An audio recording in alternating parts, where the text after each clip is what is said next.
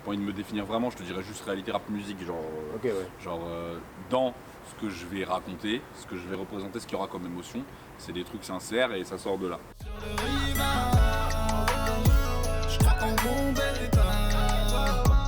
Salut à tous, bienvenue sur ce nouveau format de Balle du Père qui s'appelle Beretta. Et aujourd'hui pour ce premier épisode, on a la chance d'avoir avec nous Ben PLG. Ben, comment ça va? Ça va nickel, merci. La Regarde, forme? on est bien. Il fait beau, on est au soleil, ça fait plaisir.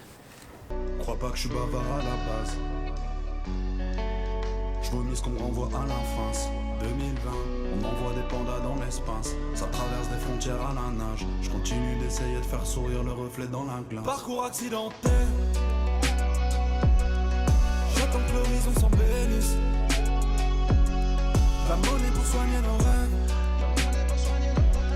La monnaie pour soigner nos esprits. Alors Ben, on va parler un peu de toi, on va parler de ce que tu as fait, on va parler de la musique. Pour commencer, tu as commencé ça quand le rap? J'ai commencé ça il y a longtemps, hein. Je ne saurais pas vraiment dire quand parce que si tu veux, je commence un peu progressivement, tu vois. Bien sûr. Mais on peut dire que mon premier projet date de 2019. C'est ça, ton premier projet pour la gloire du coup? Exactement. D'où ton nom Ben PLG. Ensuite tu sors en 2020 un projet Dans nos yeux. Et puis là tu arrives en novembre dernier avec ce projet très très bien abouti, Parcours accidenté. 13 titres, 2 feats avec Bécard et Jalito. Est-ce que tu es content des retours que tu as eu pour l'instant? Sale, de ouf. Les gens ils se le prennent bien, on a pas mal de réactions, tout le monde a l'air de kiffer. Le public s'élargit, la dynamique est positive, la voiture roule de plus en plus vite. Ça tue. Ça fait plaisir. En plus tu as fait une release party à Saint-Saul qui a été complète rapidement. De ouf. Est-ce que tu es content d'avoir retrouvé cette ambiance avec le public, la communion avec eux? Ah bah grave, c'est incroyable mec. T'étais là, t'es dans ta ville, Ouais. tu sais pas du tout ce que ça va donner. Résultat des courses, c'était blindé, il y a plein de gens qui n'ont pas pu rentrer à cause du Covid, d'ailleurs bisous à eux, désolé. Mais trop sale, tu vois, c'est super. Donc ça augure plein de bonnes choses pour la suite, franchement c'est trop bien, je suis trop content. Ça tue. Et du coup, depuis que tu as sorti ce projet, tu as eu pas mal d'expositions sur plusieurs médias, des petits médias comme Mosaïque Magazine ou Rap Plume, donc des gros noms. Ça fait quoi du coup cette mise en avant sur la scène médiatique? Ah bah ça tue, hein. Ça fait quoi? Ça fait juste que ton nom circule de plus en plus. C'est ça. Régulièrement quand on croise des gens, ils vont venir nous dire ah bah ouais, tu vois, je vois tout le temps ton nom passer, tu vois, je vais avoir la chance d'échanger avec des artistes qui vont me dire direct ouais c'est bon, je vois grave et tout, j'ai vu ton nom tout le temps passer, du coup j'ai été écouté, enfin tu vois. Ouais. On va dire, j'ai l'impression que c'est le process qui fait que tu es découvert par de plus en plus de monde. Alors du coup, ce projet, Parcours accidenté, tu m'as raconté l'autre fois que au début du clip, tu as eu un accident de moto. Donc le titre de l'album portait plutôt bien son nom. Pourquoi le parcours de Ben il est accidenté? Alors déjà je l'appelle pas parcours accidenté juste pour mon parcours à moi. Ok. Tu vois. C'est vraiment... moi j'aime bien parler de plein de gens, tu vois. Et c'est notamment pour ça que sur la cover il y a plein de gens. Tu vois. Ouais, bien sûr. Parce que parcours accidenté dans le sens où les parcours de tout le monde c'est jamais tout droit. Tu vois. C'est toujours plein de virages, des bosses que tu n'avais pas prévus, etc., etc. Là, pourquoi le mien il est accidenté? Juste parce que je pense qu'il est peut-être quelque part un peu, j'ai envie de dire atypique, mais en même temps, comme disaient les minicums, on est tous pareils parce qu'on est tous différents, tu vois, en fait. Chacun a une histoire un peu différente, mais accidenté tout simplement parce que c'est intéressant de se rendre compte, en fait. Tu sais, pendant longtemps, moi, je me disais, j'ai pas le même parcours que tout le monde, je suis là. Peut-être, entre guillemets, je suis peut-être un petit peu plus âgé que certains des fois, Ouais. je suis toujours, entre guillemets, un peu dans l'underground et tout, je galère, nanana, comment ça se fait, tout ça. Puis en fait, au bout d'un moment, il faut juste savoir accepter Bien ce sûr. que t'es, ce que t'as vécu et juste savoir que ça fait partie de toi, tu vois. Moi, ça fait qu'à cette heure, j'ai vécu plein de choses et peut-être des choses des fois différentes, tu vois. En même temps, si j'avais à 18 ans tout niqué dans le rap et que j'avais vécu que du rap, j'aurais pas fait tout ce que j'ai fait. Je te disais juste en off là tout à l'heure que j'ai pu être directeur de colonie de vacances pour adultes handicapés mentaux, que j'ai traversé des pays d'Amérique du Sud et d'Asie avec des adultes handicapés mentaux. Enfin, tu vois, Incroyable. j'ai donné des cours de rap en prison, j'ai fait 10 000 trucs que j'aurais peut-être pas pu faire si j'avais été de manière normale direct dans le son à fond, tu vois. Donc en vrai, une fois que tu acceptes ton parcours et que tu dis non, mais en fait c'est chacun sa route, chacun son truc pour y aller, tu vois, let's go quoi. Du coup, à la prod, on retrouve Lucci sur la plupart de tes prods. Sur la moitié des morceaux de Parcours Accidenté. Ouais. Et comment tu l'as rencontré et comment s'est déroulé votre collab avec Lucci? Lucci, on se connaissait depuis quelques temps. On avait fait une session ensemble il y a genre 3-4 ans. Et puis c'était bien, mais tu vois, à l'époque, j'habitais pas encore sur l'île et tout. Parce que j'ai habité quelques années sur Metz, dans l'est de la France. Et en gros, quand je suis revenu, à un moment, on s'est dit, après dans nos yeux, on s'est dit, viens, on se pète, on fait une session. C'est ce qu'on a fait, puis en fait, ça a accroché de ouf, tu vois. Okay. Ce qui était marrant, c'est que le premier son qu'on a fait, moi, quand je fais des sessions, je fais toujours en général un son par session, tu vois. Donc la première session qu'on a fait, on a fait un morceau. Wow, c'était cool, tu vois, mais bon, voilà, c'était bien. Mais, des fois, tu fais des trucs et puis tu sais très bien que tu vas pas les garder, mais ça te permet d'aller autre part après et tout. Le deuxième morceau qu'on a fait ensemble, c'était Parcours Accidenté direct. Tu vois. Ok, direct. Et puis on a développé une espèce de relation d'amitié aussi assez forte et tout. Et du coup, bah maintenant c'est. Comment ça aide après à taffer sur le projet? Ouais, pour nous c'est logique. Et puis lui, il s'est retrouvé à avoir envie de s'investir de ouf dans le projet. Et puis, moi, ça me régale, hein, tu vois, c'est trop cool. Donc c'est comme ça que ça s'est fait un petit peu, au fur et à mesure. Tu vois. Je vais revenir sur une punch. Quand tu dis on vient du nord de la France, pour nous 14 degrés c'est le sud, donc qui est tiré de pas du bon côté du soleil. C'est quoi ta relation avec les autres rappeurs du nord? C'est vrai qu'on voit qu'il y a des rappeurs bien installés dans le nord, ZKR, Gradure, et puis aussi des nouvelles têtes comme Bécard, comme Ben. C'est quoi ta relation avec cet univers du rap dans le nord? ZKR, Gradure, j'ai pas la chance de les connaître. Après tout ce qui est nouvelles scènes émergentes, genre Bécard, même des mecs comme Sto, des mecs comme je sais pas moi, Balao, Sima, tu vois, c'est des gens que je côtoie avec qui je suis pote. Enfin, de toute façon, en gros, on se croise quoi, on se croise à fond.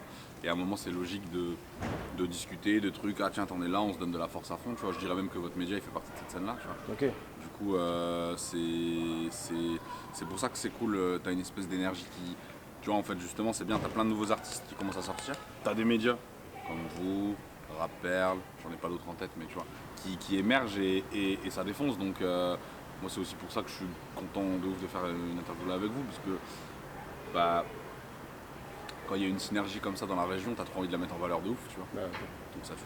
Ok. Est-ce que du coup par la suite tu auras envie de faire des projets peut-être avec des rappeurs du Nord ou même d'autres endroits? Bah oui, Gibbs, on en parlait tout à l'heure, tu vois, tu me disais la scène locale qui est un artiste que je kiffe de ouf, tu vois. En fait t'as plein de trucs qui se passent en ce moment et forcément il y en a certains qui t'as des affinités.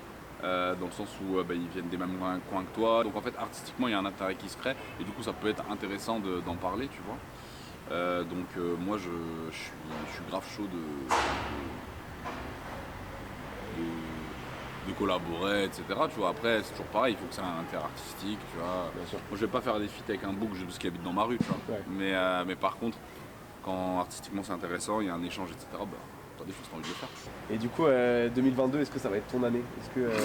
Est-ce que tu as des dingueries à nous proposer? Est-ce que tu as des projets, des idées, Parce qu'on voit que tu as déjà fait des grandes scènes, tu as fait les premières parties d'NTM notamment. Est-ce que tu as des idées, une tournée Ouais, on a. Déjà niveau concert, il va y avoir pas mal de trucs, ouais. On va pas tarder à annoncer ça, mais il y a pas mal de petites dates qui commencent à tomber et tout. Je suis pas au courant de tout, mais je sais que ça va pas mal bouger. Puis en plus, on s'est rendu compte en faisant la tournée de pré-écoute de l'album là, de Parcours Accidenté, on a fait du coup en novembre, que dans plein de villes où on s'attendait pas forcément, il y avait un public qui était en demande, tu vois, genre à Nantes où c'était la folie par exemple, ou même à Metz. On s'est rendu compte dans des villes où il y avait un attrait particulier. Donc du coup, il y aura de la date, ça c'est sûr. Il y aura des nouveaux projets, ça c'est sûr aussi. Mais vous entendrez très rapidement de mes nouvelles. Okay. On a ouvert un petit peu la fenêtre, on va taper dedans maintenant.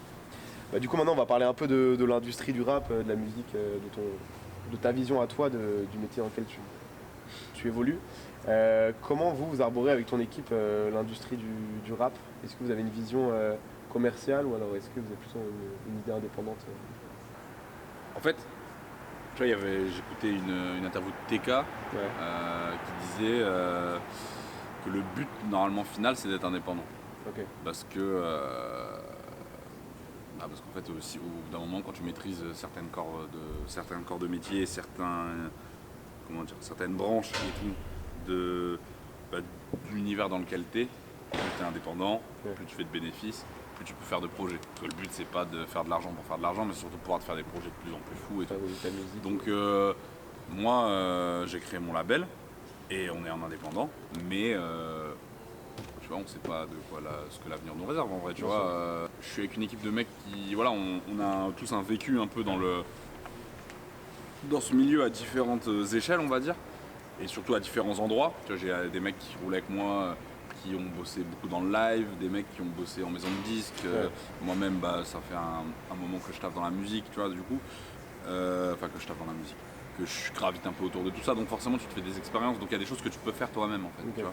Enfin, moi je veux dire, je sais sortir un titre, j'ai pas besoin qu'on le sorte pour moi, je sais organiser un clip, je sais organiser un planning, on sait faire, tu vois, genre on n'a pas besoin qu'on nous prenne par la main. Si tu prends un joueur de foot, tous les joueurs de foot, il y en a qui ont besoin d'être plus accompagnés, il y en a qui peuvent y aller avec un peu plus de liberté, etc. Donc moi pour l'instant ça marche bien comme ça, puis on verra derrière, tu vois. C'est quand même aussi des moyens, donc des fois, pourquoi pas aller chercher enfin, tu vois, ça dépend. Ok. Donc là, ton dernier projet, tu l'as sorti en physique avec un CD. Est-ce que tu attaches une importance à cette forme physique dans la vente? Oh, de ouf. Parce qu'on voit qu'en plus, il y a de plus en plus de stratégies qui reviennent un peu. Donc on voit Orelsan qui sort ses CD avec son principe de vente d'exclusivité. Je trouve ça quand même, malgré la mort du disque, est-ce que tu y crois toi à la mort du disque Déjà la mort du disque c'est peut-être un peu gros, je dirais, comme terme, tu vois.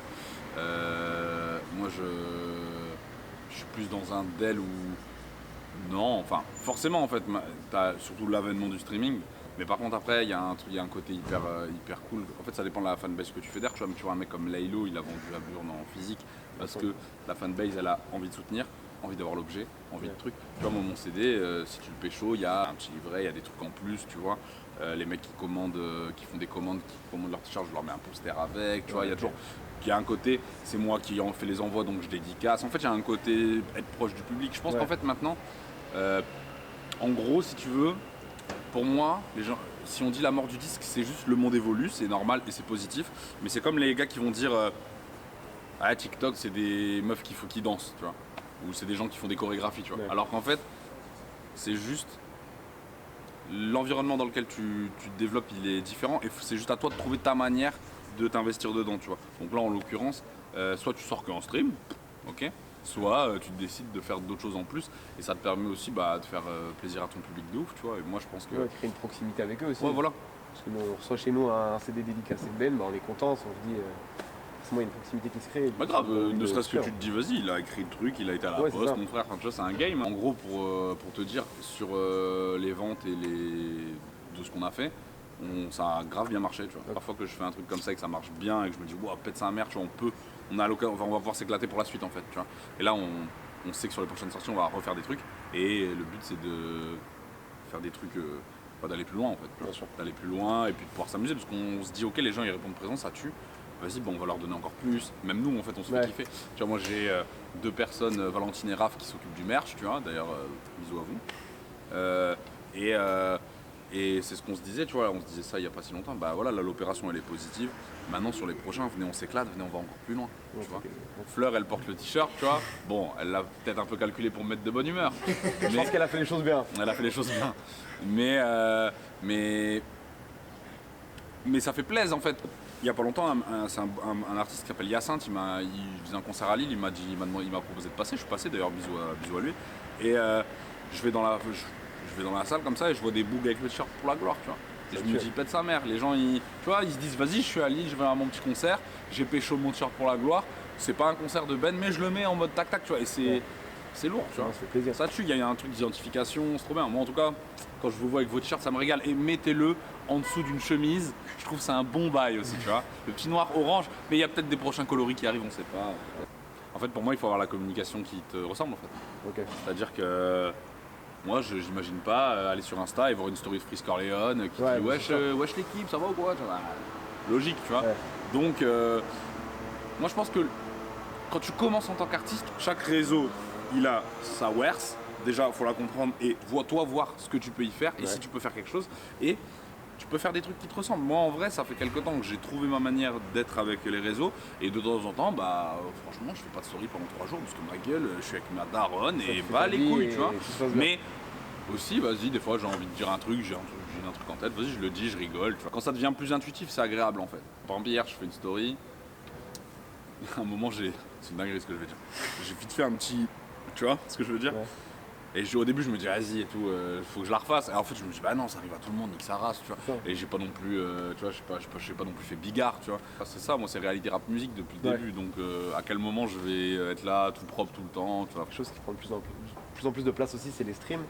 On voit Laurent Bounot qui disait l'autre fois que lui, ce qu'il prenait pour faire passer sur Skyrock, c'était les sons les plus streamés. Et il s'en cachait pas du tout. Est-ce que du coup, toi, ta vision là-dessus, t'as pas peur que les rappeurs se fassent trop bouffer en se disant faut faire un son commercial pour que ce soit streamé, pour que ce soit passé en radio? Mec, c'est comme ça depuis la nuit des temps. Hein. Enfin, tu vois, c'était comme ça aussi dans les années 90, sauf qu'il n'y avait pas le stream, quoi. Il fallait faire un clip qui pouvait passer sur M6. Tu vois, fallait faire un son qui allait pouvoir être clippé, parce qu'il y avait plein d'artistes qui ne pouvaient pas clipper, parce que ça coûtait beaucoup trop cher à l'époque par rapport aux échelles de budget et tout. Enfin, du coup, en vrai, le rap, ça a explosé. Ouais, tout le monde fait, il y a beaucoup de rappeurs et tout. C'est logique qu'il y en a qui font ça dans des fins commerciales. Mais gros, il y a tellement de choses. Tous les vendredis, tu peux trouver un projet intéressant qui est sorti. Tu vois. Donc, moi, j'ai pas peur. Hein. Ceux qui ont envie de se fracasser la gueule contre le mur en tentant de faire des trucs trop commerciaux, allez-y, let's go. Ouais, c'est ça. Et puis tranquille, tu vois. Et à côté de ça, en fait, moi, j'écoute pas la musique en me demandant quelle intention il a le gars, tu vois. Ouais. Moi, je veux dire, de plus en plus, je prends la musique, je sais même pas qui c'est.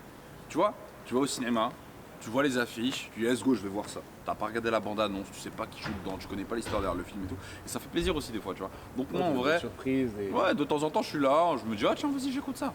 Je marche et je me lance, tu vois là, je sais pas, j'ai lancé le JMS là, la semaine dernière. Bah je kiffe, tu vois. Bon, je connaissais de nom, je savais c'était quel West, quelle vibe, tu vois, mais de temps en temps c'est bien de, tu vois là, j'ai vu qu'Untrill il avait sorti un projet avec Louis, tu vois, anciennement Hologramme Low. Tu peux aller comme ça, t'es pas obligé de savoir qu'est-ce qu'il y a derrière et tout. C'est vrai qu'on s'intéresse tellement aux coulisses et tout maintenant, tu vois, limite faut aller voir 3 interviews d'un rappeur pour écouter sa musique. Alors qu'en vrai normalement on s'en branle, tu vois. Là en ce moment j'avais eu une période pendant que je faisais Parcours Accidenté où j'arrivais vraiment à écouter de la musique. Mais c'est parce que comment dire, j'étais en mode j'étais trop dans mon son, tu vois. Et là ça m'a fait trop du bien là le mois après la sortie parce que j'ai pu réécouter plein de trucs. Ouais, au début, peut-être que tu t'imaginais pas encore te lancer dans le rap à ce moment-là, pas du tout. Mais est-ce que tu te retranscris un peu dans cette trace-là? Pour toi, quel style de rap tu fais? Parce qu'on voit qu'aujourd'hui il y a tellement de styles variés, le rap c'est un truc qui est en train d'exploser, tu le disais tout à l'heure. Toi, est-ce que tu arrives à te mettre dans une catégorie déjà ou alors, Non, j'ai pas envie. Okay. Moi je suis un rookie. Ok. Et avec mon identité. J'ai pas envie de me définir vraiment, je te dirais juste réalité rap musique, genre dans ce que je vais raconter, ce que je vais représenter, ce qu'il y aura comme émotion, c'est des trucs sincères et ça sort de là. Je peux me buter à Zola, gros, et je peux écouter Souffrance de l'usine, donc j'ai pas de... Il y a plein d'énergies différentes qui me parlent, donc j'ai pas envie de te dire... parce qu'en fait, c'est logique, les gens ont envie de te mettre dans une espèce de case et tout, tu vois. Moi j'ai pas envie d'être enfin, ça m'intéresse pas. Tu vois, tous les jours j'écoute des sons, comment dire. Il y a un truc quand tu produis des sons où genre tu sais, il y a les tendances, t'écoutes les albums, tu te dis ah putain là le dernier Gunna qui vient de sortir, il fait des trucs chambés, vas-y, tu vois, on a envie de tester des trucs, faut rester dans ce truc là, t'as vu comment ils mixent, eux là-bas, là ça tue, nanana. Et tu vois, j'en sais rien, moi tu te dis ah DMV Flow, tac, faut envoyer, c'est comment, c'est intéressant, machin, nanana. Enfin, en gros il y a plein de trucs. Moi je vois pas le truc comme je vois pas une notion de mise à jour, tu vois, parce qu'il y a certains artistes, des fois j'entends dans l'interview, ils disent ouais il faut se mettre à jour par rapport aux tendances du moment quand tu sors un album et tout. Moi je me dis pas ça, parce que juste je kiffe et j'écoute, et forcément ce que t'écoutes ça t'inspire un minimum, et donc tac, tu vois, putain vas-y, enfin, je vais pas arriver en studio et dire toujours à Lucci ou à Murer ou à des beatmakers incroyables avec qui j'ai fait des sessions cette semaine par exemple. Ah frérot, toujours la même prod, 90 BPM, des violons, du piano, let's go, tu vois, genre, sinon je fais tout le temps le même morceau, on se fait chier, tu vois. Donc non, on tente des trucs, et le but par contre c'est de toujours la même chose, digérer tes influences, c'est-à-dire, moi je kiffe de ouf Sitangana par exemple, un artiste espagnol, je vais pas faire un morceau de Sitangana, tu vois. Pour te donner un exemple, le morceau dans nos yeux qui s'appelle La Nuit, moi je l'ai fait parce que en gros j'avais fait écouter le matin même à Martin Murer, mon beatmaker, j'avais fait écouter un morceau qui s'appelait Bien Duro de Sitangana, et je dis putain mec ça tue et tout, c'est dansant, c'est zumba, c'est mélancolique, ça pète et tout nanana, et on a fait La Nuit, tu vois. Et je pense que c'est pas du ressucé de Sitangana, c'est Bah ouais, bah, tu kiffes la vibe, gros. Ça, tu Tu vois, t'inspires de let's ce go. qui te plaît. forcément, Ouais, tu et puis en fait, tu le fais à ta sauce. Ouais, c'est Derrière, on se dit pas, ah, bon bah voilà, il a refait, tu vois, je sais pas moi, tu vois, enfin voilà, il a refait tel morceau, tu vois, enfin, il n'y a Ouais. pas d'intérêt. Voilà. Ok. Bon bah merci à toi Ben de nous avoir accordé un peu de C'est temps. ma gueule. Merci à vous, Là-dessus. force à vous. Est-ce que tu as un dernier petit mot pour Bal du Père, pour ton année, pour les gens qui te regardent? Bonne année, hein. Bonne année. Que des belles choses. J'espère que vous allez bien, suivez Bal du Père. Faut envoyer, trouvez votre rythme de croisière, faut tout baiser. Ça tue. Et on refait la même interview dans un an, on voit où on en est chacun. Avant un On zénith. fait un petit concours qui c'est qui a. Je suis très très chaud, très très chaud. Let's Bon, bah, merci go. à vous, c'était Beretta, premier épisode avec Ben.